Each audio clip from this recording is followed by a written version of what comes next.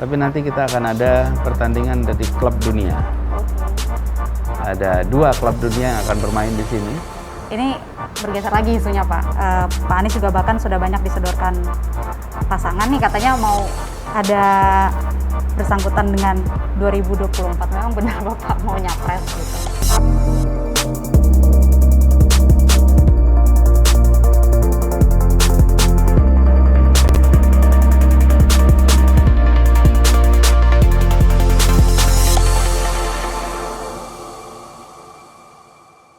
Selamat pagi Sobat Milenial semua. Hari ini IDN Times berada di Jakarta International Stadium. Perkenalkan, saya Lia Hutasoid. Hari ini kita sudah kedatangan narasumber yang berada di balik pembangunan Jakarta International Stadium. Di samping saya sudah ada Bapak Gubernur DKI Jakarta, Bapak Anies Baswedan. Selamat pagi Pak. Selamat pagi Lia. Ya. Oke Pak, ini kita datang sebenarnya tadi sebelum matahari terbit loh. Jadi biar teman-teman milenials tahu, Pak Anies ini sudah melihat lagi proyek JIS hari ini sebelum matahari terbit. Nah, Pak, kita hari ini mau ngobrol tentang pembangunan Jakarta International Stadium. Mungkin aku bisa langsung mulai ke pertanyaan pertama ya, Pak ya. Oke. Jakarta International Stadium kan akan jadi stadion multi-event bertaraf internasional. Pak Anies juga beberapa waktu lalu sudah menargetkan peresmiannya akhir 2021 ini, Pak. Sebenarnya sudah berapa persen sih pembangunan dari JIS ini? Jadi gini. Saya ceritain sedikit ya. Kenapa kita pagi juga ke sini. Jadi lokasi Jakarta International Stadium ini ada di kawasan Sunter. Kemudian di sebelah timur kita, di sebelah timur itu ada Danau Sunter. Nah, kita di lantai 6 sekarang. Ini adalah tempat di mana kalau di pagi hari kita akan menyaksikan matahari terbit dengan sangat indah. Dan mereka semua ini juga bekerja 24 jam. Ini suara traktor, suara mesin juga kedengeran. Nah, sekarang pembangunannya secara persentase sudah 72%. Targetnya nanti bulan Desember akan selesai. Nah, proyek ini sendiri itu satu cita-cita, keinginan dari masyarakat di Jakarta yang ingin memiliki stadion sepak bola bertaraf internasional yang setara bahkan lebih baik daripada stadion-stadion sepak bola kelas dunia lain. Jadi ini dari mulai perancangannya itu disiapkan dengan arsitek desain dari sebuah perusahaan yang tersertifikasi FIFA, karena tidak bisa merancang ini tanpa orang yang punya sertifikasi FIFA. Kemudian proses pembangunannya juga menggunakan, kalau kita bicara teknologi yang paling canggih, insinyur Indonesia. Nah, ada yang unik lihat dari stadion ini. Stadion ini itu didesain dengan atap yang bisa dibuka tutup. Kenapa didesain dengan atap buka tutup? Karena kita berada di kawasan Katulistiwa. Dan Katulistiwa ini kalau siang panas sekali, karena itu pertandingan sepak bola hampir selalu diselenggarakan sore atau malam. Jam 4 sore atau jam 7 malam. Selalu di situ. Tidak ada pertandingan sepak bola jam 11 siang, jam 1 siang, karena berat untuk bertandingnya. Nah, dengan disiapkan atap, maka tempat ini bisa dipakai untuk pertandingan sepak bola anytime. Jam 10 bisa, pertandingan lagi jam 2 bisa. Dan harapannya ini pemanfaatannya lebih optimal. Karena sayang kalau stadion cuma bisa dipakai sehari sekali. Kalau ini bisa dipakai beberapa kali. Lalu yang kedua, kita ingin agar stadion ini bisa dipakai multi-event. Ya sepak bola, tapi juga bisa dipakai untuk kegiatan yang lain. Kegiatan kesenian, kegiatan konser, kegiatan pertemuan. Jadi tempat yang memungkinkan untuk dipakai banyak aktivitas. Lalu kita juga tinggal di kawasan yang hujan banyak. Dengan adanya atap ini, maka kalaupun kita ada event, maka atapnya bisa ditutup. Sehingga yang berada di tempat ini itu nyaman kalaupun hujan. Dan tidak harus menggunakan AC. Ini bisa lihat di atas itu. Itu adalah, di atasnya ada penutup lubang-lubang yang nanti angin itu mudah mengalir. Ditambah, kita tahu lokasinya di kawasan utara Jakarta. Pagi hari aja begini anginnya mengalir, karena dekat laut. Jadi kita berharap dengan ini pakai penutup, kemudian bisa dipakai sepanjang waktu, meskipun hujan, meskipun panas. Kemudian satu lagi nih catatan, ini adalah green building level platinum. Dirancang sebagai bangunan yang ramah lingkungan. Di atasnya ada solar panel untuk listrik, seluruh airnya didaur ulang, semua rancangannya menggunakan material-material yang ramah lingkungan. Jadi ketika kita memulai perencanaannya pada waktu itu saya tekankan, jangan membayangkan kita berada di tahun 2018, tapi bayangkan kita berada di tahun 2038, 2048, 20-30 tahun kemudian. Nanti generasi anak-anak kita yang akan datang ke tempat ini dan mereka harus merasa masuk ke gedung yang pada saat itu pun dianggap update. Bukan masuk ke gedung yang wah sayang ya dulu teknologinya nggak tepat.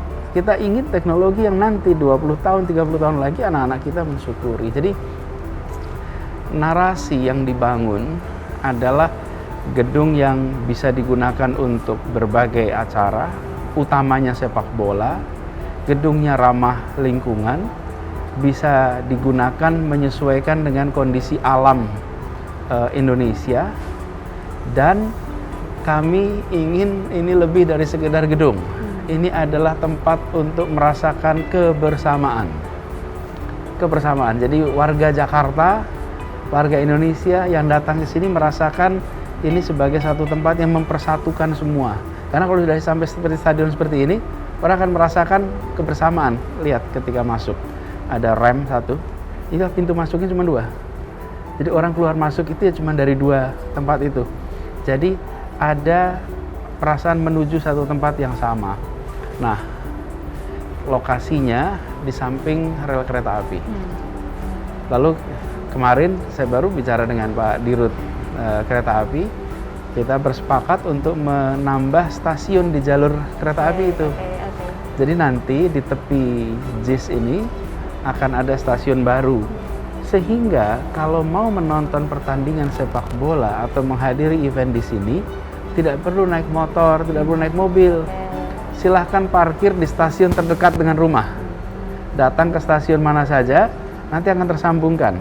Itu yang jangka pendek sudah ada kereta api. Yang jangka panjang MRT akan dibangun lewat sini. Jadi nanti kalau dari Lebak Bulus naik MRT ke sini juga bisa. Dari Bundaran HI juga bisa. Jadi nantinya akan ada MRT, yang sudah ada adalah kereta api. Sehingga stadion ini tidak dirancang dengan tempat parkir yang besar sekali, nggak ada. Anda kalau bisa lihat di sini tempat parkirnya kecil, seperti juga stadion-stadion dunia lain. Nah, lalu ada proses engineering yang tidak sederhana, lihat.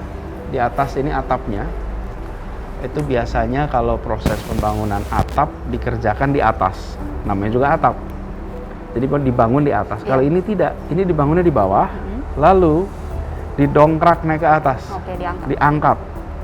Proses pengangkatan itu merupakan peristiwa yang dipelajari, dipantau, dan sampai hari ini masih didiskusikan oleh para insinyur-insinyur bukan hanya Indonesia tapi dunia. Kenapa? Karena atapnya itu seberat 3.900 ton. Itu ekuivalen kalau misalnya mobil yang paling umum nih, mobilnya Kijang gitu, paling umum tuh. Itu bayangkan ada 2.400 Kijang dijejer, diangkat naik ke atas bersamaan. Pergerakannya itu kira-kira 1 jam itu hanya naik 1 meter. 1 jam, lambat sekali, pelan, bukan lambat, pelan sekali. Tuntas itu kira-kira 72 jam. Karena memang 72 meter tingginya. Dinaikin ke atas. Nah, begitu sampai ke atas, maka jadilah itu ya, Lia, kalau ingat hari-hari itu hari-hari menegangkan. karena udah disiapin lama, belum pernah terjadi sebelumnya. Itu terberat, terbesar di dunia, pertama sebesar ini. Dan yang saya banggakan adalah yang menyiapkan adalah insinyur-insinyur Indonesia lulusan universitas-universitas di Indonesia. Jadi kita boleh bangga, kita boleh bilang ya ini adalah karya anak bangsa dalam artian sesungguhnya. Jadi kami berharap adanya Jakarta International Stadium ini membuat kita punya stadion bertaraf internasional. Kalau nanti jadi salah satu yang terbaik di dunia, kemudian membanggakan bagi warga Jakarta, ini tempat untuk warga bertemu dan sebuah fasilitas yang dijangkau menggunakan kendaraan umum, bukan pakai kendaraan pribadi, sehingga nggak pakai macet kalau ada pertandingan. Lalu konsep bangunannya sendiri adalah konsep bangunan yang bisa bertahan lintas waktu karena dia ramah lingkungan. Ini satu karya yang insya Allah akan membuat kita semua bersyukur, bangga Jakarta punya International Stadium. Oke. Pak, tadi sudah cerita banyak kelebihannya, prosesnya di JIS-nya sendiri. Tapi kan JIS ini dibangun di Jakarta Utara yang diketahui wilayah kota yang penduduknya termiskin kedua di Jakarta pada 2019. Sebenarnya apa rencana Pak Anies sendiri setelah JIS dibangun, terutama dalam hal meregenerasi kawasan yang ada di sekitarnya gitu? Justru itu salah satu sebab mengapa kita memilih di Jakarta Utara. Jakarta Utara ini adalah kawasan asal muasalnya kota Jakarta. Oke. Kan Sunda Kelapa dulu di sini. Lalu Jakarta itu berkembang menjauhi pantai. Makin ke selatan makin jauh dari pantai.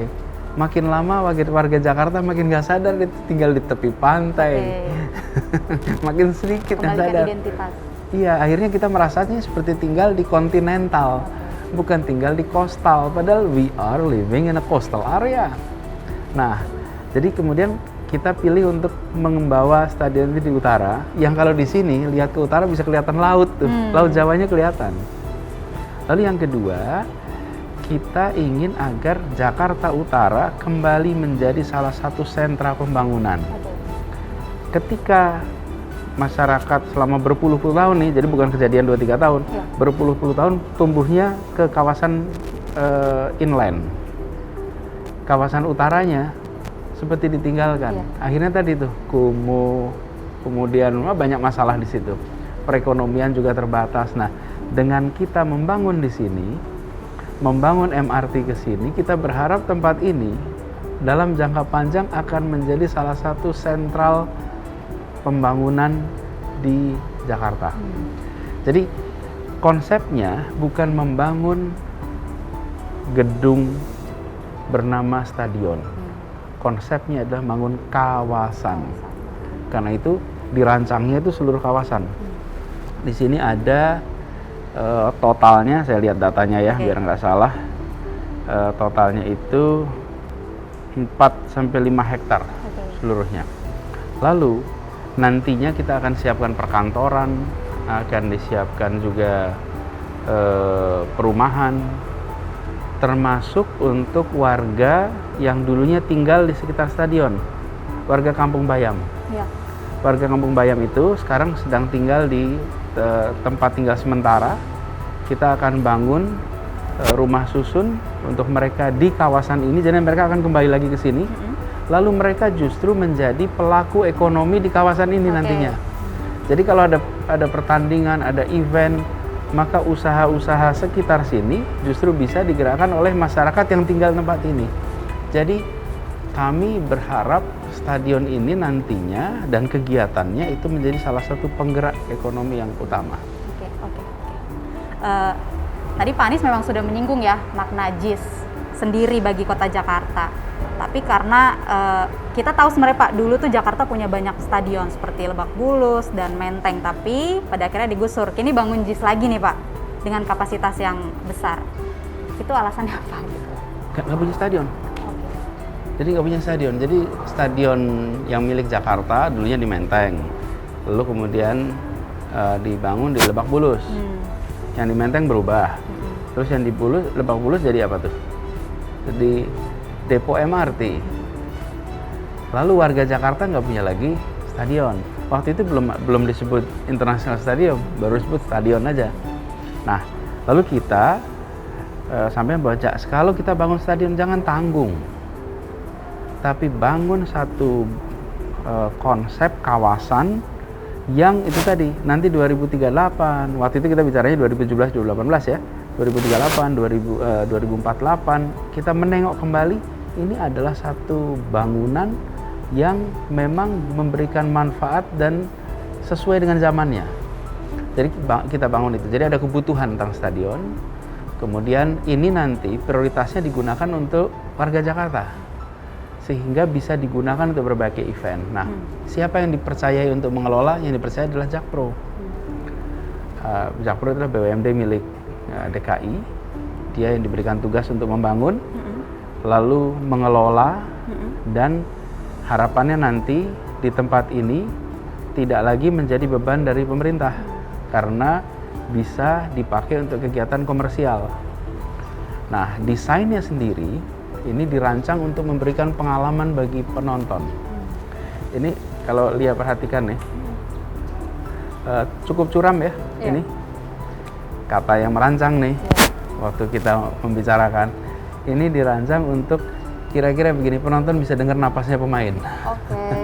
Saking dekatnya tuh. Jadi kenapa kita bikin ini ya, karena kita ingin Jakarta punya stadion yang bertaraf internasional yang baik gitu. Ngomong ini saya lupa nggak cerita soal rumput. Iya. Lagi dipasang rumput sekarang. Rumputnya itu hibrid. Hibrid itu artinya campuran antara rumput alami dengan rumput sintetis. Nah, rumput alaminya itu bibitnya diambil dari Boyolali, dan itu adalah rumput standar FIFA. Kemudian dilakukan pengembangan di kawasan sini, lalu dijadikan satu, kemudian jadi roll, gulungan.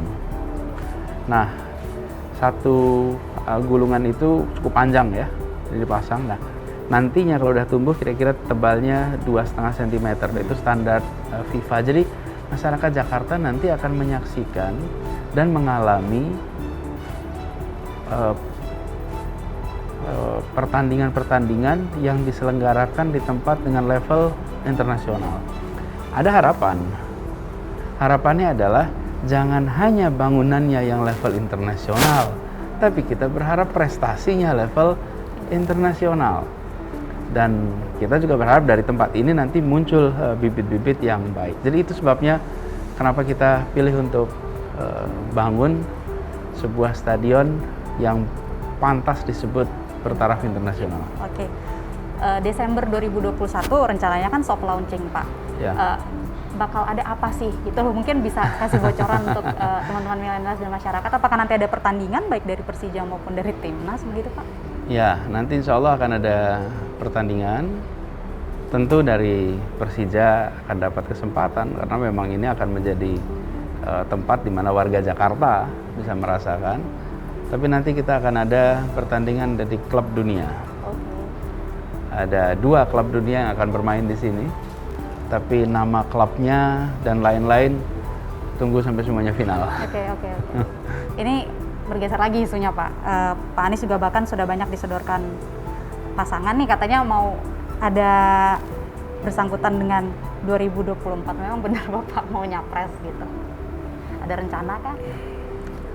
Ini pertanyaan itu ditanyakan kepada saya pada saat debat pertama tahun 2016. Jauh sekali. Itu masih jauh bener. Debat pertama calon gubernur itu sudah ditanya. Jadi sekarang tahun 21 saya ditanya lagi. Gini dah, kita ini jalanin amanat saja. Apa yang sekarang jadi amanat saya jalankan. Dan saya janji waktu itu bahwa saya akan menunaikan amanat ini di Jakarta sampai tuntas. Jadi ketika tahun 2019 ada Pilpres, selalu ada rame-rame itu.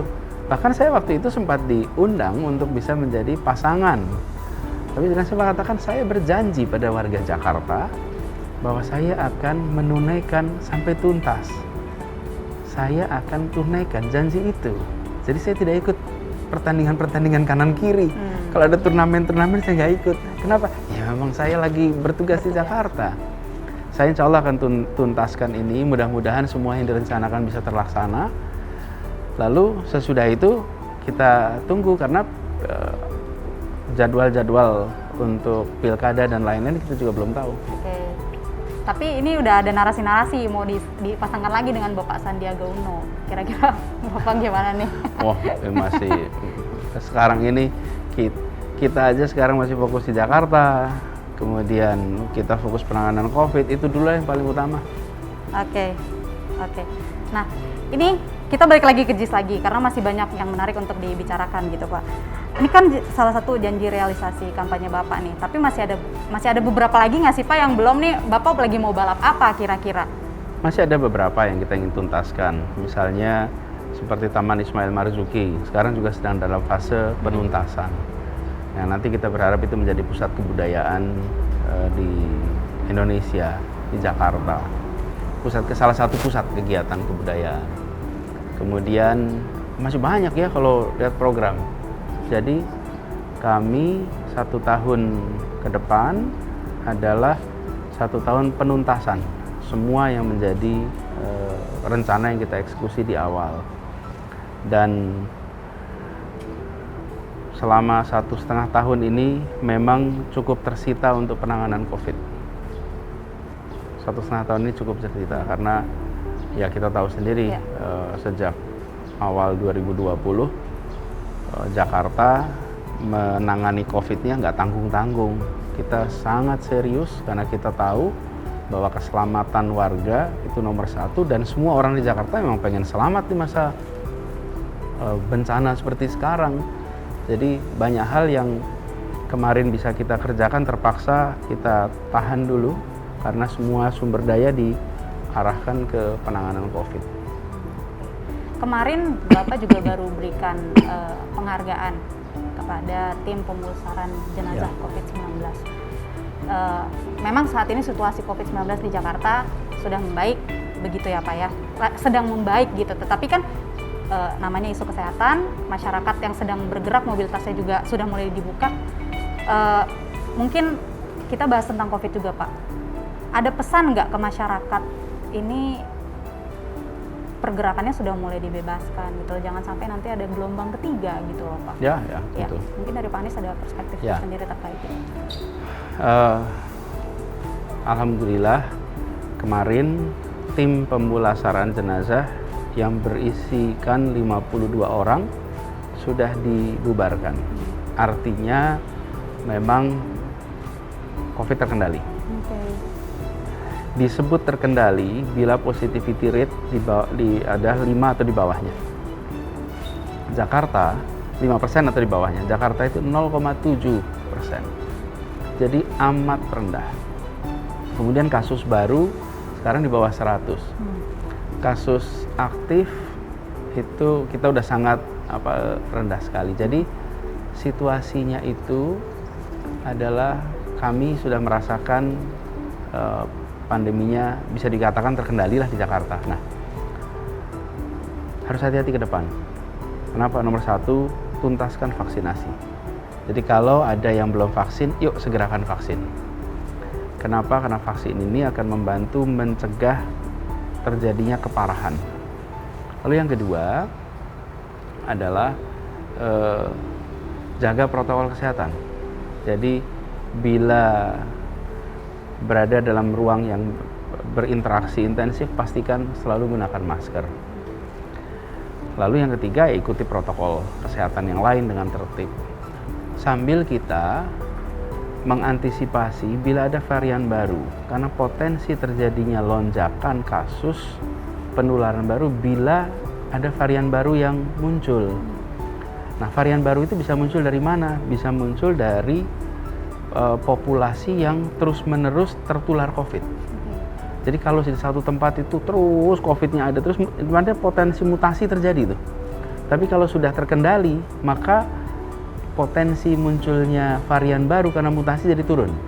Nah, alhamdulillah Jakarta ini dengan kondisi menurun, potensi kemunculan varian baru dari wilayah kita sendiri secara probabilitas lebih rendah. Karena itu kita harus waspada bila varian baru itu muncul dari kedatangan orang dari luar Jakarta atau luar Indonesia.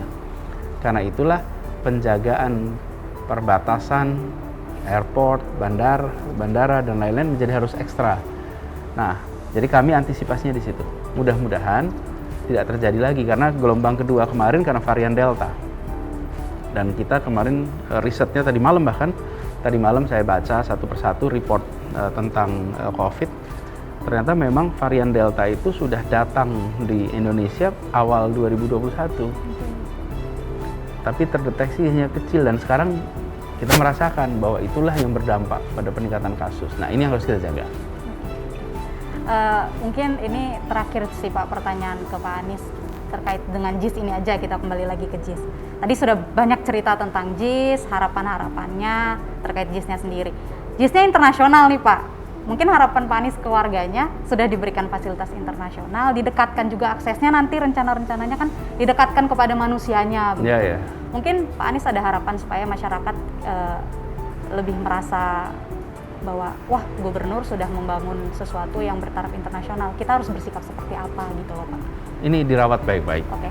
dimanfaatkan seoptimal mungkin, dijadikan tempat untuk membangun perasaan kebersamaan, perasaan persatuan, perasaan kesetaraan. JIS bukan sekedar sebuah bangunan dalam artian fisik, tapi dia adalah fasilitas yang mempersatukan, fasilitas yang mempertemukan. Ini akan menjadi simpul kebersamaan warga Jakarta. Jadi kami ingin ketika 82.000 orang menduduki kursi yang ada di sini, mereka semua bisa berkata, syukur alhamdulillah, senang jadi warga Jakarta. Kami bersyukur menjadi warga Jakarta. Kenapa? Karena ada tempat seperti ini. Oke. Kalau datang konser juga merasakan yang sama, datang pertandingan sepak bola merasakan hal yang sama. Jadi ini adalah arena persatukan. Hari ini kalau kita lihat ini adalah material mati, semennya, kemudian tiang-tiang. Yang membuat tempat ini menjadi punya cerita adalah manusia-manusia hidup yang nanti akan meramaikan tempat ini. Mereka lah yang nanti akan bertutur, mereka nanti akan bercerita, mereka yang menciptakan pengalaman. Kami siapkan infrastruktur kerasnya. Biarkan warga Jakarta mengisinya dengan pengalaman, dengan narasi yang bisa lintas waktu. Oke. Itu harapannya. Oke. Sekian sih wawancara kita hari ini Pak. Makasih, Terima Fria. kasih banyak.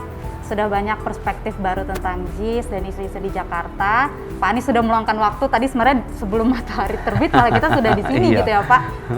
Terima kasih banyak Sama-sama, waktunya sudah iya. mau bergabung dengan IDN Time. Semoga sehat selalu dan ini bisa menjadi perspektif baru untuk teman-teman millennials karena tajuk acaranya Suara Millennials gitu. Sekian ngobrol bareng dengan Bapak Gubernur DKI Jakarta Anies Baswedan.